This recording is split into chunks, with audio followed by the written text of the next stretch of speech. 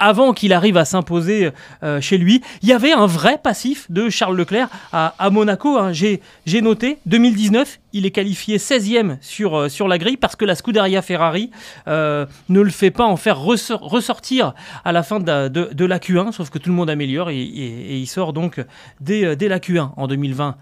Covid, pas de Grand Prix. 2021, il fait la pole position, sauf que dans les toutes dernières secondes de la Q3, il va taper le mur et on se rend compte le matin du Grand Prix que la boîte de vitesse est cassée et qu'il ne peut pas prendre le départ. 2022, encore, pole position, début de course en tête et puis la Scuderia qui se plante complètement sur la stratégie à l'arrivée de la pluie. Il finit en 4e position.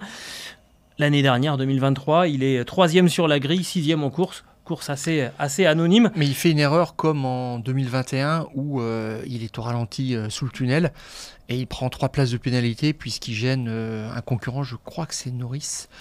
Et donc il n'était jamais monté sur le podium à domicile. Voilà, c'est ça. Donc ça le fuyait quand même. On préfère la gouvernance de Fred Vasseur quand même à Monaco, à la stratégie. On sent que les choses sont un peu plus rationnelles. Alors là, c'était très facile dimanche. Il avait qu'à gérer devant et puis Sainz avait un petit travail à faire derrière mais qui n'impactait pas Charles Leclerc. Mais il est le vainqueur idéal et c'est pour ça que c'est ce qu'on attend d'un vainqueur à Monaco, tout bien faire du premier au dernier tour de roue et c'est celui qui le fait le mieux avec le plus de constance, sans taper, qui arrive au bout du compte à la victoire. C'est le week-end parfait. Je continue sur le contexte humain. Oui. On est à Monaco, là où il a grandi, hein, et c'est un vrai pur monégasque hein, qui a fait sa scolarité dans les rues de la Principauté. Tout est remonté en fait, il le dit lui-même et dans son entourage. On avait ça à l'esprit, le décès de son papa en 2017, la proximité avec Jules Bianchi. Cette victoire, elle arrive 10 ans après l'exploit de Jules Bianchi au volant de la Marussia dans les rues de Monaco. Cette sorte de lien paternel qui s'est tissé avec Fred Vasseur, ça a créé une émotion qui était vraiment palpable, visible sur le podium, même avec presque des larmes du prince Albert lui-même.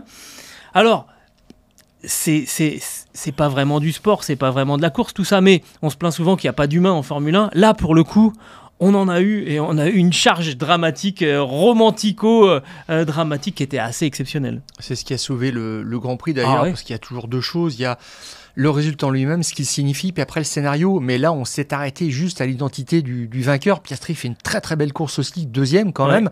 Hein, il monte en puissance aussi, l'Australien.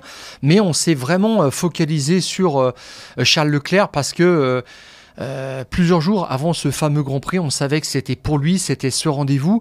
On ne savait pas où on serait la Red Bull, on en reparlera après, mais on savait qu'il avait une vraie carte à abattre.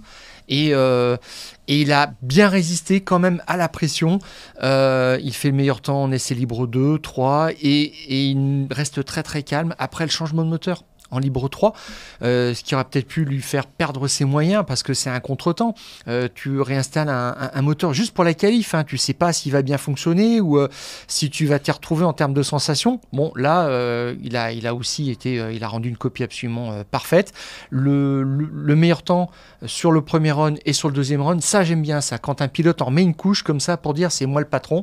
Oui, il n'y avait pas énormément de marge non plus par rapport à Piastri et finalement il remporte ce Grand Prix à l'issue de la qualification parce qu'en partant devant Piastri, à moins d'une erreur au départ, il n'y avait pas vraiment de risque pour Charles Leclerc. Est-ce qu'il y aura, à tes yeux, un avant et un après, comme Fred Vasseur l'a dit concernant cette victoire? On a retrouvé Fred Vasseur dans le port de Monaco. Ça aussi, pour le patron de la Scuderia Ferrari, ça n'arrive pas tous les jours. Ça dit quelque chose. Est-ce qu'il y aura un avant et un après pour Charles Leclerc?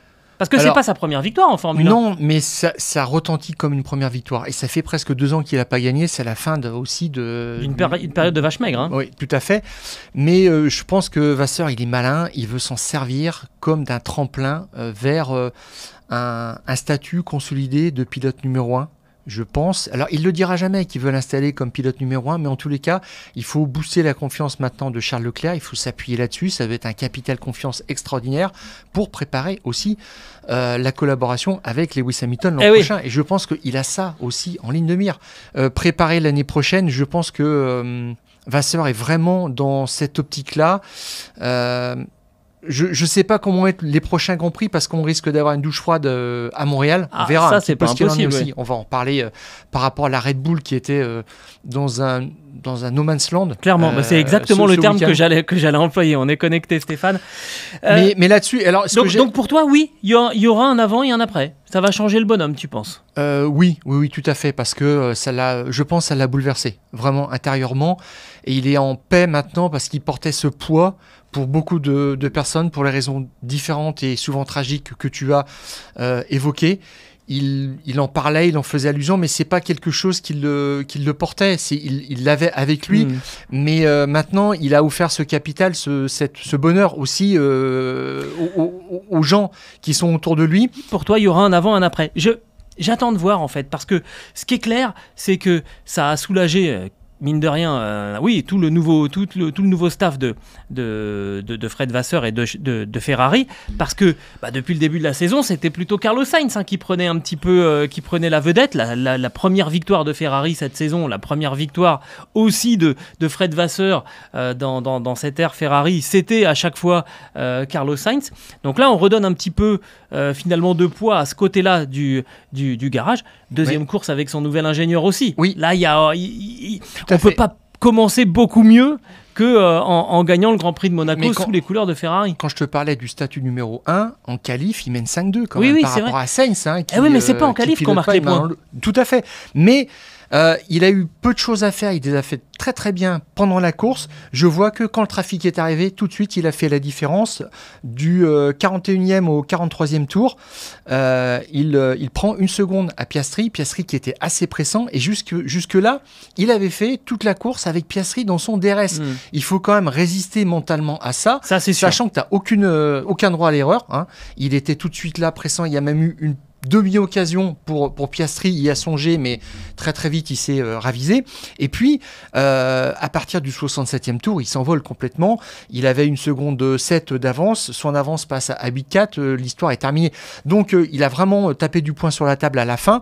Il lui manque juste le meilleur tour en course qui est revenu étrangement à Lewis Hamilton, mais c'est l'histoire parfaite. Au championnat aussi, ça se voit quand même par rapport à Verstappen. Pour ce Grand Prix-là, on pourrait même dire le point du tour le moins lent. Peut-être. Oui, c'est...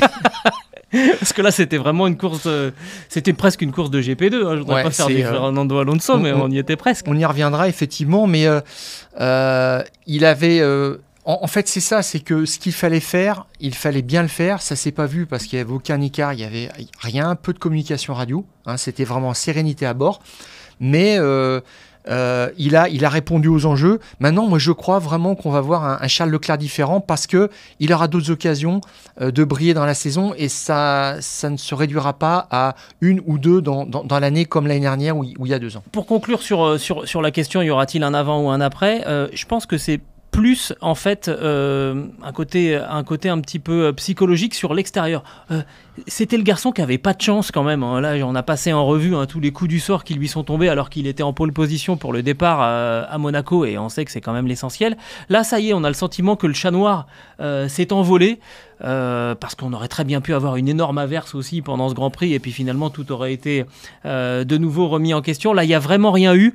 Je me demande s'il s'est pas surtout débarrassé de son chat noir et qu'à partir de là, tu sais, le concept de la bonne étoile pour un sportif, ça joue et on avait quand même le sentiment que à chaque fois qu'il y a une pierre qui tombe, c'est dans le jardin de Charles Leclerc. Et c'est